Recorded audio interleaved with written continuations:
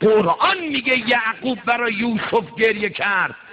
یعقوب پیغمبر، یوسف پیغمبر. یعقوب میدونست یوسفش کجاست، میدونست سالمه، میدونست در کاخه، میدونست مشکل ندارد، پیغمبر خدا بود، میدونست و گریه میکرد.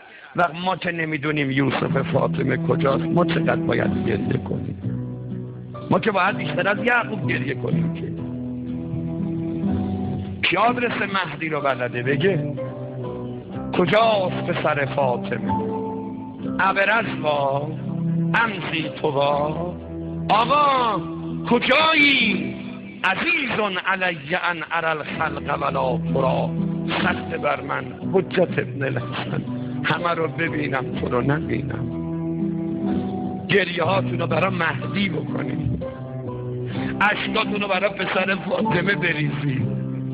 مهدی غریبه، مظلومه، برای یوسف زهرا ناله کنید، اشکاتون رو بیمه مهدی کنید.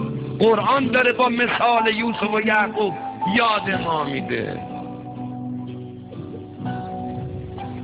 یکی از وظایف ما اینه که گریه‌هامون بیمه پسر فاطمه بشه. و امام زمان میگه اگه تو به یاد من باشی منم به یاد تو هم. اگه تو برای فرج من دعا کنی منم برای سلامتی تو دعا میکنم. تو وقتی به فکر من باشی منم به فکر تو هم. جوون ها نمیدونم این حرف از من تا حالا شنیدید یا نه، ولی بگذارید شب سوم مجلس محرم سال 85 شاید محرم آخرین باشد، بذارید درد و دل امام زمان براتون بکنم. اگه کسی از من بپرسه از امام حسین قریب تر کی، میگم از حسین قریب تر پسر فاطمه مهدی زهرا. دلیلم دارم، استدلالم رو گوش کن. نمیخوام احساساتی بشی گریه کنی ها، با فهم گریه کن. دلیلم رو گوش کن و گریه کن. من عرضم حسین سید الشهداست، درست، به مظلومیت شهیدش کردن، درست، اما حسین یه ابوالفضل داشت. عباس امام زمان کیه؟ حسین یه علی اکبر داشت. علی اکبر امام زمان کیه؟ حسین قاسم داشت، اون داشت، جعفر داشت. چراغا رو خاموش نکنید. کیه قاسم و علی اکبر امام زمان؟ کیو داره حجت ابن الحسن؟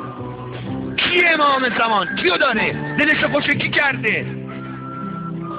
دلش خوش منصور کرده؟ من و تو عباسی برای امام زمان.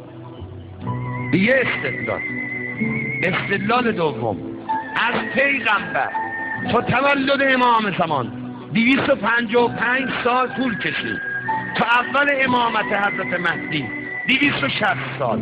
جوانهای دانشجو، جوانهای غیرتمند، جوانهای ولایتی، جوانهای امام زمانی، 13 تا معصوم مظلومیتشون همه با هم 260 ساله.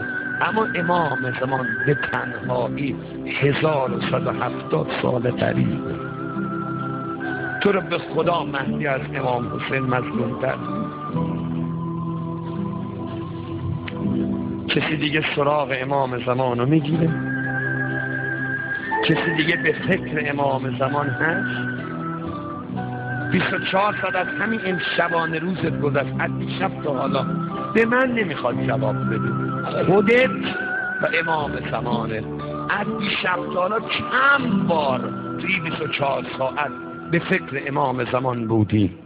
به یاد پسر فاطمه بودی؟ آقا کجایی؟ چه میکنی؟ از دست من راضی هستی؟ نیست؟ امام زمان دلش خوش من شما بکنه؟